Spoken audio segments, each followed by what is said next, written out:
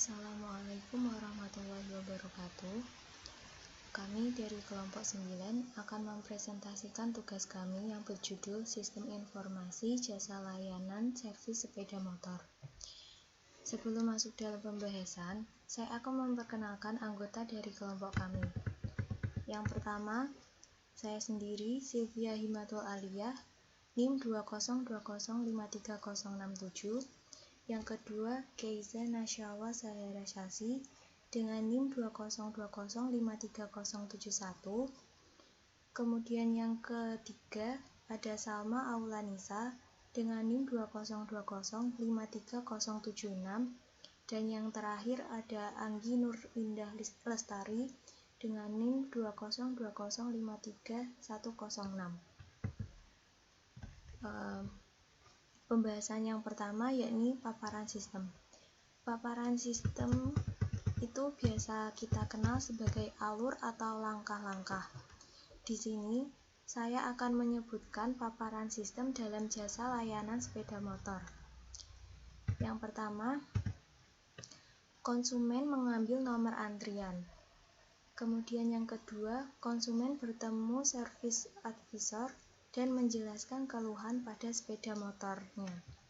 Yang ketiga, service advisor melakukan pengecekan kondisi bagian motor yang dikeluhkan. Kemudian service advisor akan memberikan penjelasan mengenai kondisi motor, item perawatan, waktu pengerjaan, dan biaya yang akan dikeluarkan. Lalu konsumen dapat menunggu di ruang tunggu yang sudah disediakan. Kemudian yang keenam, mekanik akan mulai melakukan perbaikan pada motor dan penggantian spare part. Lalu pengecekan akhir termasuk kelistrikan dan menempelkan stiker perawatan berikutnya. Yang kedelapan, konsumen akan mendapatkan penjelasan perawatan yang telah selesai dan jadwal perawatan berikutnya. Dan yang terakhir, konsumen dapat melakukan pembayaran ke kasir. HIPO atau Hierarchy Input Process Output merupakan metodologi yang dikembangkan dan didukung oleh IBM. HIPO sebenarnya adalah alat dokumentasi program, akan tetapi sekarang banyak digunakan sebagai alat desain dan teknik dokumentasi dalam siklus pengembangan sistem yang berbasis pada fungsi. Yaitu, tiap-tiap modul di dalam sistem digambarkan oleh fungsi utamanya.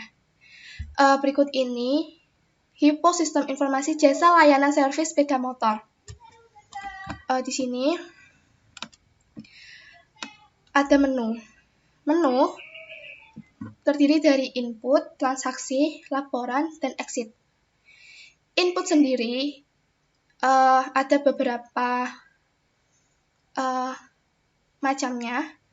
Di sini ada input mekanik, ada input underdeal, ada input pelanggan, dan input jenis service.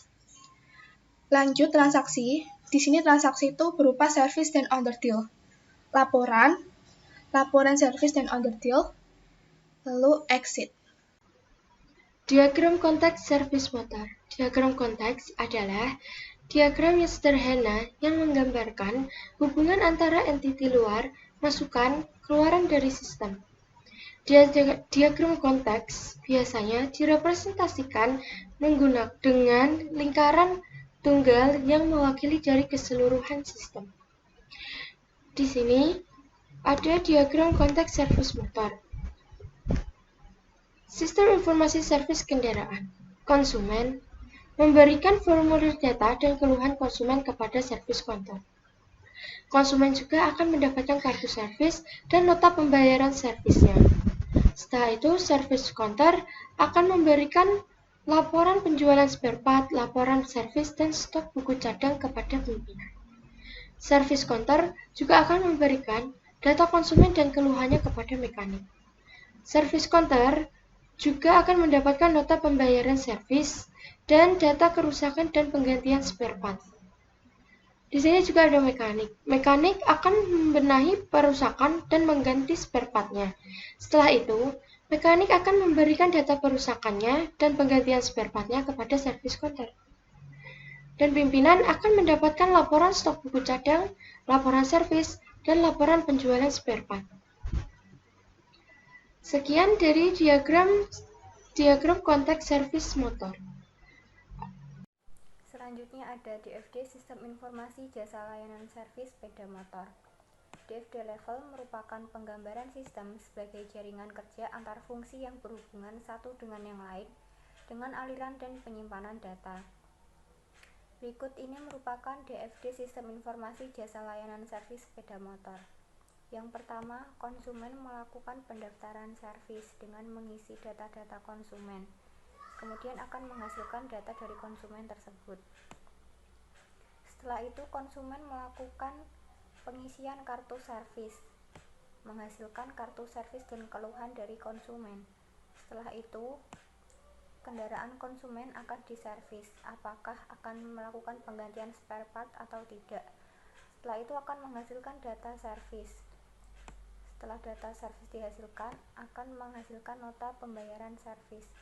Nota pembayaran servis ini digunakan untuk laporan servis per bulan yang akan disampaikan kepada pimpinan. Nota pembayaran servis ini juga akan diberikan lagi kepada konsumen sebagai bukti bahwa telah melakukan servis sepeda motor.